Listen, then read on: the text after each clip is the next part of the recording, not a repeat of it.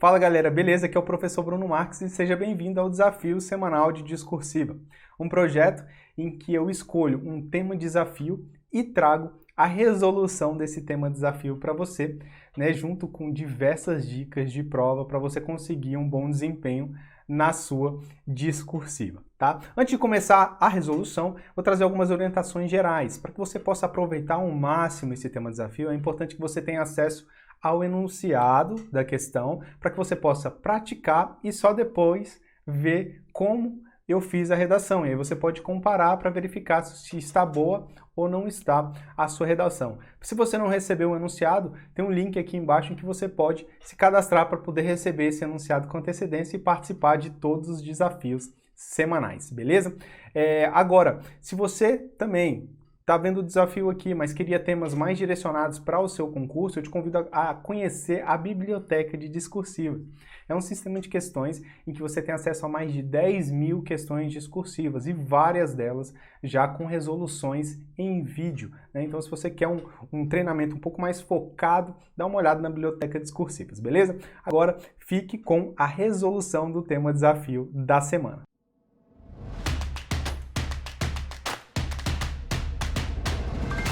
Fala galera, beleza? Seja bem-vindo a mais uma resolução de prova discursiva. Para poder responder essa questão, a gente vai utilizar a nossa técnica discursiva, que é analisar o enunciado, montar um rascunho eficiente e trazer uma proposta de resolução para você. Lembrando que essa daqui é a mesma lógica que você vai utilizar no dia de sua prova.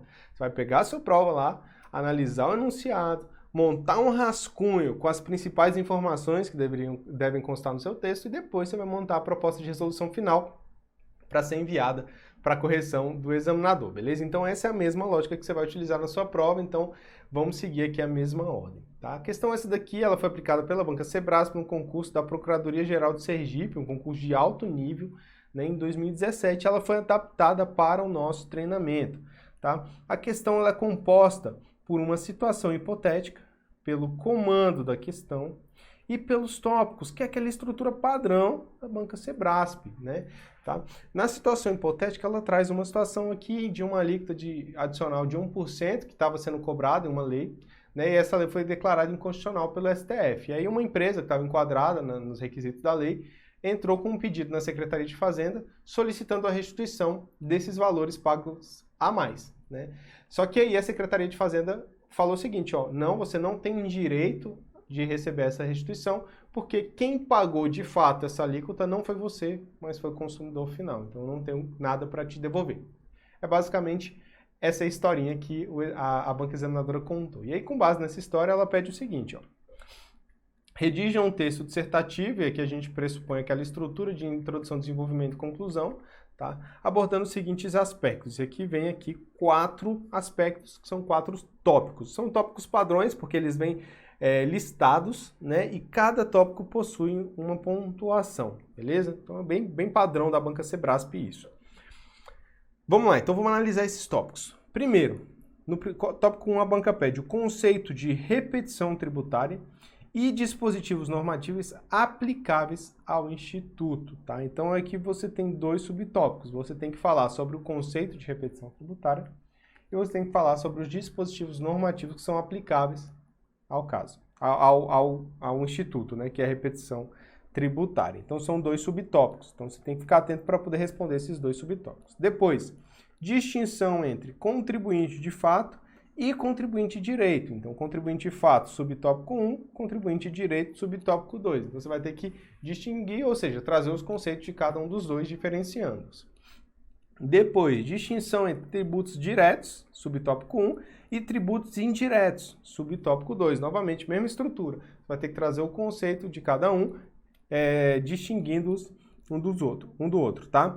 E, por fim, a aplicação, no caso concreto, dos 2 conceitos abstratos referidos no segundo e no terceiro aspecto. Então, no segundo, está falando sobre contribuinte de fato, contribuinte de direito, então você vai ter que classificar na situação hipotética quem é o contribuinte de fato, quem é o contribuinte de direito, então é subtópico 1 e subtópico 2, e depois classificar o ICMS como tributo direto ou indireto. Então, o ICMS é um tributo direto ou um tributo indireto. Então, isso aqui é o nosso subtópico 3, beleza?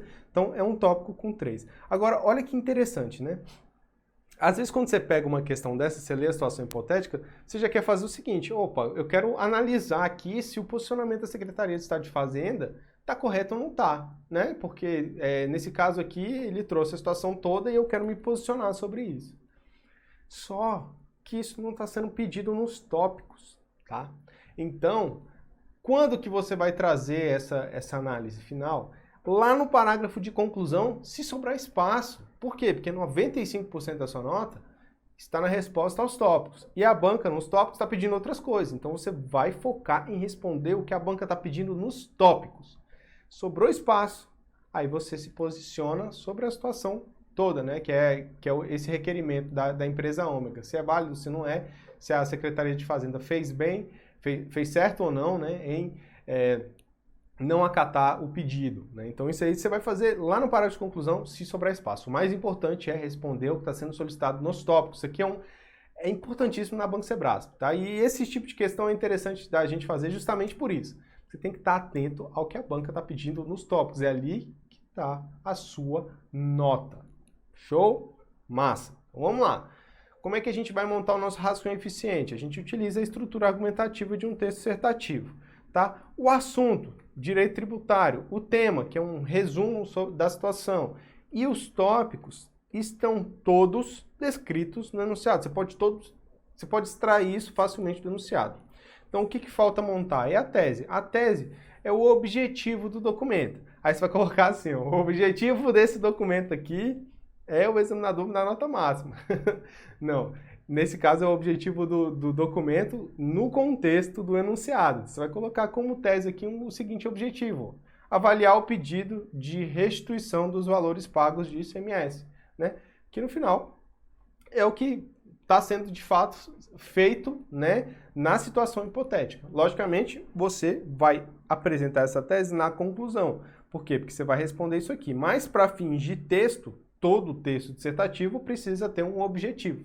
E o objetivo, nesse caso, a gente define como avaliar esse pedido de restituição, né? Teria outros objetivos? Teria. Por exemplo, você poderia colocar assim, um objetivo desse texto, então, é analisar os conceitos relacionados ao Instituto da Repetição Tributária para avaliar a situação da empresa Ômega, por exemplo, né? É um outro tipo de objetivo, que também é aplicável ao caso, né, que você pode inserir na sua prova. Então, você pode inserir vários tipos de conceitos. Isso aqui não é a única tese possível, né? Tese você pode criar várias, mas é importante que a tese seja de fato um objetivo do documento, beleza? Criou isso aí, agora você vai montar o seu rascunho. Em suma, você vai trazer assim, ó, tópico 1, aí você vai colocar assim, ó, qual é o conceito de repetição tributária? Quais são os dispositivos aplicáveis? Tá? Então você lista isso aqui, beleza. Tópico 2, aí você vai fazer assim, qual é o conceito de contribuinte de fato? Qual o conceito de contribuinte de direito? Qual o recurso de autoridade? Onde que está esses conceitos? Depois, tópico 3, tributo direto, tributo indireto. Quais são... Deixa eu escrever direitinho aqui. Tributo indireto. Qual é o conceito dos dois? Qual é o recurso de autoridade? Aonde que está isso? Aí quando eu falo de recurso de autoridade, eu estou falando aqui de norma, de lei, de doutrina, tá? Eu posso colocar aqui até o próprio direito tributário. O direito tributário preceitua quem? Então eu posso utilizar o próprio direito tributário. Então são recursos de autoridades, ou seja, são onde estão os conceitos, tá? E depois, aí no tópico 4 vem aqui, tá? Quem é o contribuinte de fato? Quem é o contribuinte de direito? E qual é o tipo de tributo aplicável ao ICMS? Tá? Então, tá vendo que os tópicos eles são divididos aqui em chaves por subtópico para você poder trazer as respostas. E eu boto aqui quem é o recurso de autoridade, com base em quê? Nesse caso do tópico 1 aqui, os dispositivos normativos, eles são o próprio recurso de autoridade, né? Porque eles já são os dispositivos normativos aplicáveis ao conceito. Então, nesse caso aqui, já seria o próprio recurso de autoridade. Mas você vai fazer esse levantamento no seu rascunho. Eu não vou entrar em detalhes aqui, porque a gente vai entrar em detalhes lá na proposta de resolução. Mas é só para você ter uma noção de como que você vai organizar. Porque se você faz esse esqueminha no seu rascunho, você vai trazer todas as respostas que o examinador quer. Depois vai ser só pegar essas respostas e organizar dentro dos parágrafos. Para isso, você vai ter que planejar os parágrafos. Como é que vai ser dividida a redação, então? Você vai fazer aqui um parágrafo de introdução e um parágrafo de conclusão de no máximo 5 linhas, e 5 linhas eu coloco aqui como máximo mesmo, por ser uma questão de 45 linhas. Se fosse uma questão de 30 linhas, eu ia falar para você usar no máximo 3 linhas, tá? E depois, um tópico, um parágrafo para cada tópico, né? Então, são 4 tópicos, então você vai fazer um parágrafo de desenvolvimento para cada um dos tópicos. E como é que vai ser a distribuição de linhas? A distribuição de linhas vai ser de acordo com a pontuação de cada um dos tópicos na nota final. Então veja que os tópicos 2 e 3, eles valem mais pontos, então vou direcionar mais linhas. O tópico 4 é o que vale menos pontos, então vou direcionar menos linhas, beleza? O que é interessante observar é que o tópico, tá, ele nunca é menor do que o parágrafo de conclusão ou de introdução, tá? Ele não deve ser menor. Por quê? Porque ele vale mais pontos. Pô, o tópico 4 aqui ele vale 6,75 pontos, né? Ele vale muito mais do que um parágrafo de conclusão. Porque o parágrafo de conclusão ele vai estar ali naquela nota de apresentação e estrutura textual que vale ali no máximo 5% da nota. Aqui não. Aqui você tem uma pontuação específica. Então ele tem que ser maior do que o parágrafo de introdução e conclusão, porque exige-se dele, né, um desenvolvimento um pouco mais completo. Show? Fez esse planejamento, tá? E aí é importante eu destacar aqui, ó, é um planejamento, tá? Planejamento significa, planejei. Na hora de executar, pode ser que, né, eu utilize umas linhas a mais em um tópico, umas linhas a menos, enfim, você vai equilibrar o texto ali, vai adequar o texto às necessidades, tá? Mas é bom você fazer o planejamento para que você não pegue ali no tópico 1 e 2, pá, faça direitinho, apresenta os conceitos e tal, aí chega lá, no final da redação não tem espaço para responder ao tópico 4 e você perde 6,75 pontos porque você não conseguiu responder o tópico 4, tá? Então, planejamento é importante para isso. Show? Então vamos lá, vamos para a nossa proposta de resolução. Para montar o parágrafo de introdução, a gente utiliza o assunto, tema e a tese. Como é uma questão que cobra situação hipotética, a gente vai utilizar o trata-se. Então, trata-se de, aí vem o nosso tema, que é um resuminho do que está acontecendo. Requerimento administrativo interposto pela empresa Ômega à Secretaria de Estado de Fazenda. Então, trouxe resuminho, bem resumido mesmo. E depois vem o objetivo do documento. Ó. O objetivo desse documento é, aí eu vou trazer minha tese, tá? E aí eu posso desenvolver mais. Então, veja, avaliar a legalidade do pedido de restituição dos valores pagos de impostos sobre circulação de mercadorias e prestação de serviço, ICMS, com base na declaração de inconstitucionalidade dada pelo Supremo Tribunal Federal da alíquota adicional de 1% referente ao imposto. Então, aqui eu trago a minha tese, trazendo um pouco do resumo também, mas eu aproveito para poder utilizar minhas siglas, ó, inserir as minhas siglas. As siglas eu trago o termo completo, tá vendo?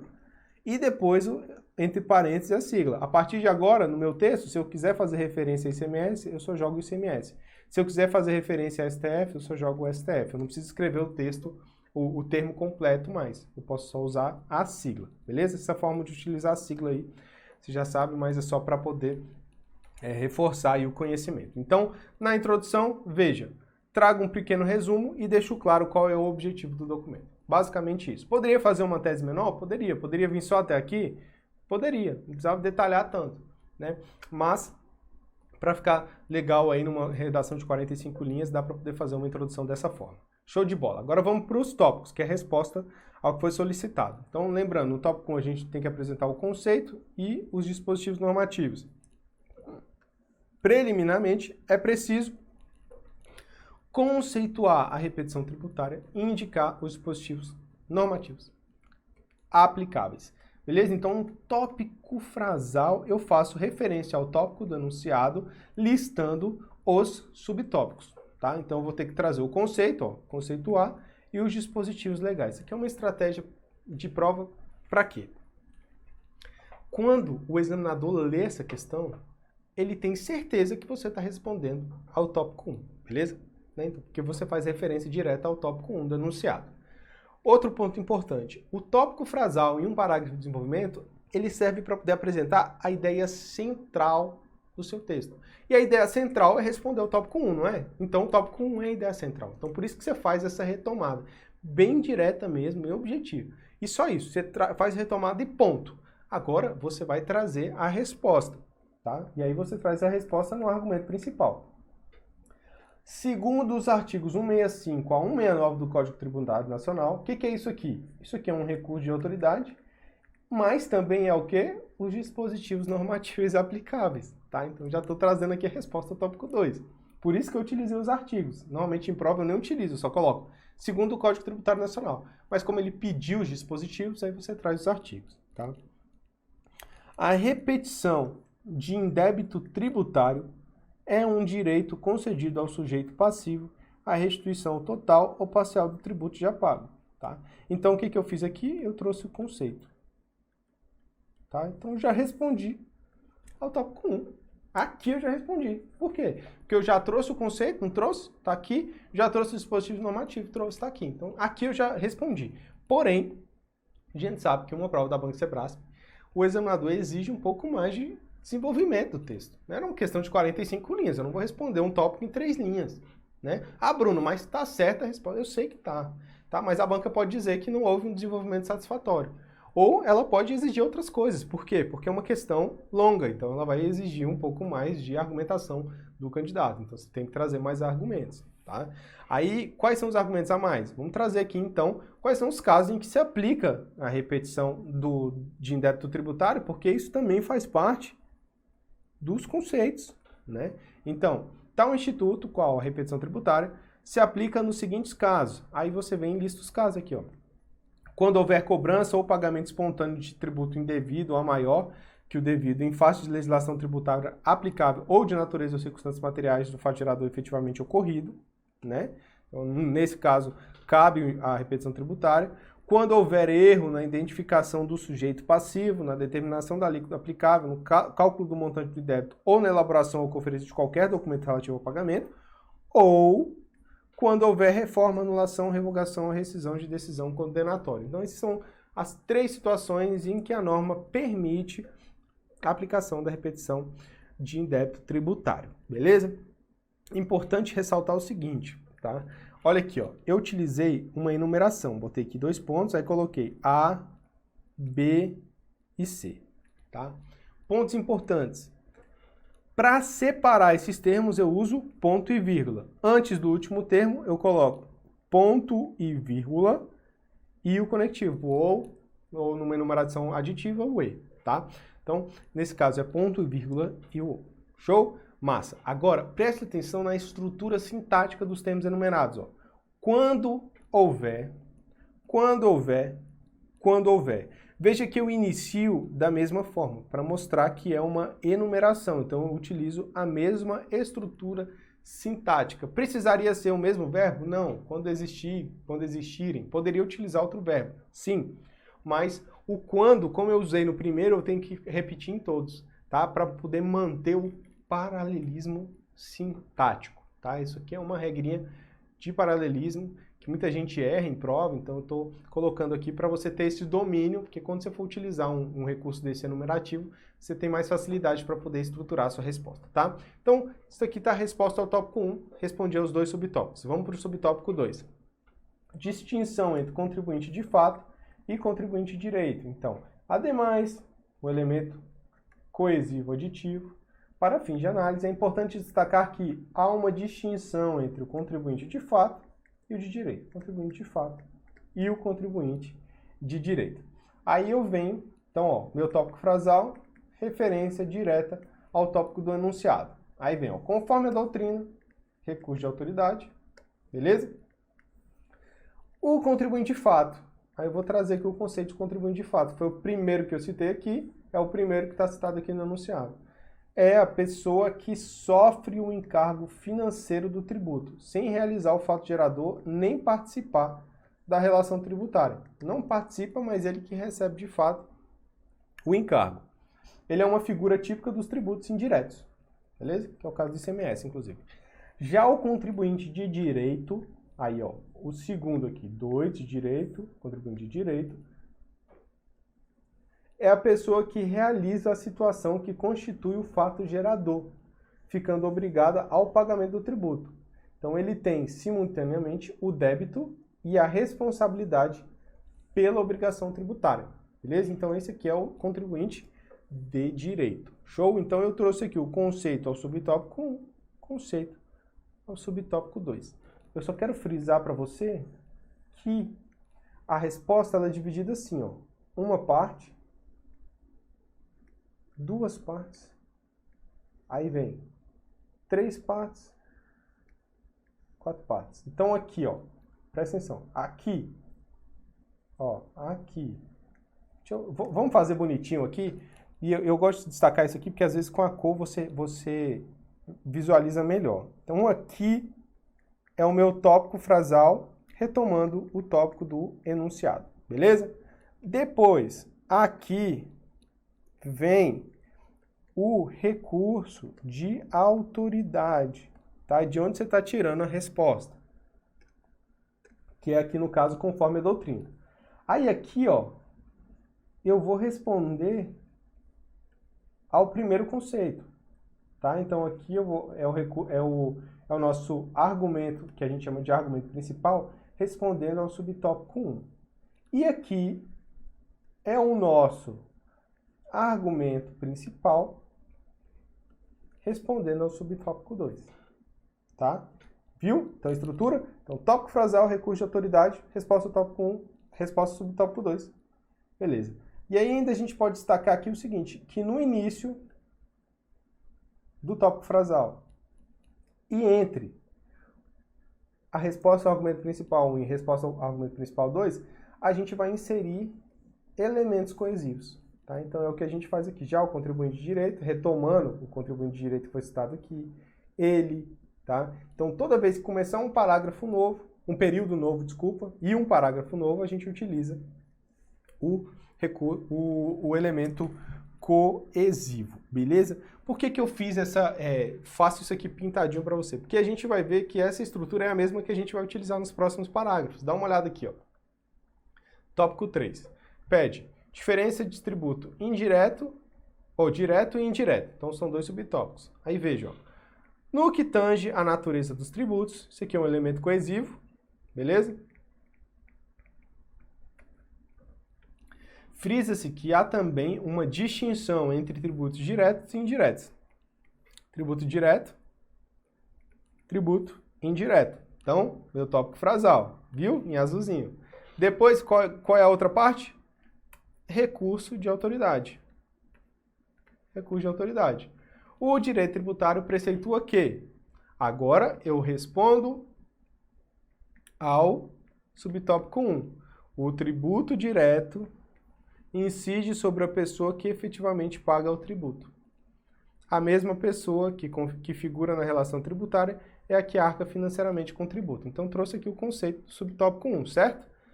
Agora eu vou trazer o do subtópico 2. Por outro lado, ó, o elemento coesivo, o tributo indireto, subtópico 2, repercute economicamente sobre uma terceira pessoa estranha à relação tributária, que é o contribuinte de fato. Então, trouxe o conceito, desenvolvo. Esse tipo de tributo é usual na tributação sobre o consumo, na qual o imposto, aplicado ao longo da cadeia produtiva, acaba por repercutir economicamente no consumidor final, beleza? Então, trouxe a resposta ao subtópico 2. Então, meu argumento principal aqui, bonitinho, de verde. Viu que é a mesma estrutura do parágrafo anterior, tá vendo? Você pegou a mesma estrutura, logicamente você usou outras palavras, outros conectivos, mas a estrutura, a ideia é a mesma. Por quê? Porque quando o examinador vai corrigir a sua prova, ele pediu 2 subtópicos, ele vai procurar a resposta aos 2 subtópicos na sua resposta. E ele vai procurar na mesma ordem que ele pediu lá no enunciado. Então, ele pediu primeiro tributo direto, depois o tributo indireto. Então, na hora de procurar na redação, ele vai procurar. Cadê o conceito de tributo direto? Aí você já apresentou aqui para ele aqui no início. Cadê o conceito de tributo indireto? Você apresentou para ele aqui em seguida. Então fica fácil para o examinador encontrar a sua resposta. Por isso que é uma boa estratégia de prova, beleza? Por fim, tópico 4. Aplicação, no caso concreto, dos conceitos abstratos referidos no segundo e no terceiro aspecto. O segundo aspecto fala aqui do contribuinte de fato e do contribuinte de direito. Então é o tipo de contribuinte. E aqui fala sobre a aplicação aqui fala sobre a questão dos tributos direto e indireto. Então, você vai ter que classificar aqui o ICMS, né? De acordo com esses conceitos. Então, vamos lá. Diante desses conceitos, os conceitos apresentados acima, então, o elemento coesivo, é possível classificar o tipo de contribuinte, né? Se é de fato de direito, e a natureza dos tributos, né? Se é direto ou indireto. Beleza? Então, aqui o meu tópico frasal, ele faz referência ao tópico do enunciado. Direto, faz referência direta ao tópico do enunciado, seguindo a mesma ordem. Beleza? Agora a gente tem que responder. Vamos responder a cada um dos subtópicos. Ó. Quem é o contribuinte de fato? Quem é o contribuinte de direito? E qual é o tipo qual é a natureza que se classifica o ICMS? Né? Então, são 3 subtópicos. Vamos lá. Ó. Tendo como base as regras tributárias, ó, recurso de autoridade, o contribuinte de direito, tá? Tópico 1. Vou colocar aqui, vamos trocar aqui só para poder ficar bonitinho. Contribuinte de direito, contribuinte de fato. Então, o tópico 1, contribuinte de direito, é a empresa ômega, pois ela é responsável pelo pagamento do tributo. Então, ela é o contribuinte de direito. Já o contribuinte de fato, tópico 2, é o consumidor, para a qual a alíquota adicional foi repassada. Beleza?